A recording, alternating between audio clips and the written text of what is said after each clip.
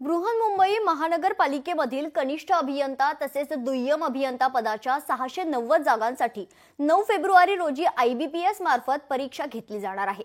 मात्र या परीक्षेला आधीच विरोध केला जातोय। परीक्षा एकतर लवकर होत नाहीत, मात्र परीक्षा होत आहे तर का विद्यार्थी विरोध करतायत पाहूया।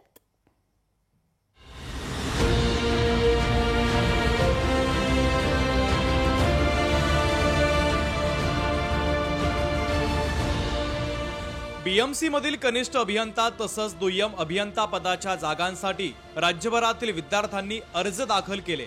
मात्र विद्यार्थ्यांनी ऑप्शन मध्ये भरलेलं सेंटर वगळता दुसरंच परीक्षा सेंटर देण्यात आल्यानं विद्यार्थ्यांनी आता संताप व्यक्त केलाय। विद्यार्थ्यांनी जे जवळचं सेंटर मागितलं ते त्यांना मिळाल्यास त्यांना परीक्षा देण्यास सोयीस्कर होईल, अन्यथा महाराष्ट्राच्या या कोपऱ्यातून महाराष्ट्राच्या दुसऱ्या कोपऱ्यात विद्यार्थ्यांना परीक्षेला जाणं अवघड होणार आहे।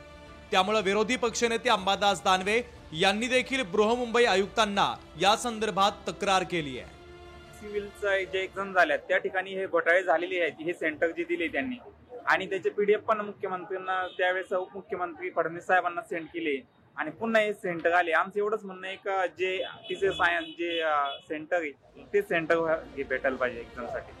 पुण्याच्या विद्यार्थ्यांना भंडारा किंवा नागपूर अशा लांबच्या ठिकाणी सेंटर देण्यात आलंय।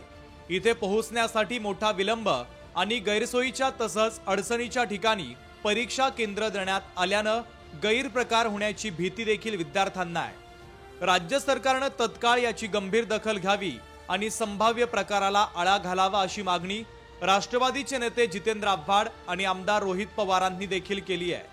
त्यांनी स्वतःच्या सोशल मीडिया हँडलवरून ही मागणी केली आहे। BMCचा जो 9 फेब्रुवारीला पेपर होणार आहे तो पेपर आता TCS सायन्स झोनला ओरिजिनल सेंटरला न घेता त्यांनी काय केलेलं आहे की डुप्लिकेट सेंटर म्हणजे नेट कॅफे असतील किंवा घोटाळे झाले ते ठिकाणी WCDचे आणि असे पेपरचे तलाट्याचे जिथं घोळ झालेले आहेत असे सेंटर एक्झाम सेंटर दिले। तर आमची एवढीच मागणी आहे की आम्हाला ओरिजिनल सेंटरला TCS सायन्सलाच पेपर व्हावेत एवढीच विनंती आहे।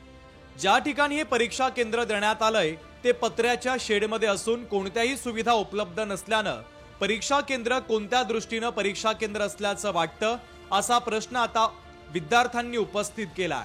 सर्व परीक्षा रद्द करून नव्यानं या परीक्षा TCS डिजिटल केंद्रांवर घेण्यात याव्या आणि संभाव्य गैरप्रकार रोखावा अशी मागणी विद्यार्थ्यांनी केली आहे। तर या परीक्षेमध्ये घोटाळा होण्याची भीती देखील विद्यार्थ्यांमधून व्यक्त केली जाते आहे। सचिन बडे, लोकशाही मराठी, छत्रपती संभाजीनगर। लोकशाही मराठी ऐका, पहा, जागरूक रहा।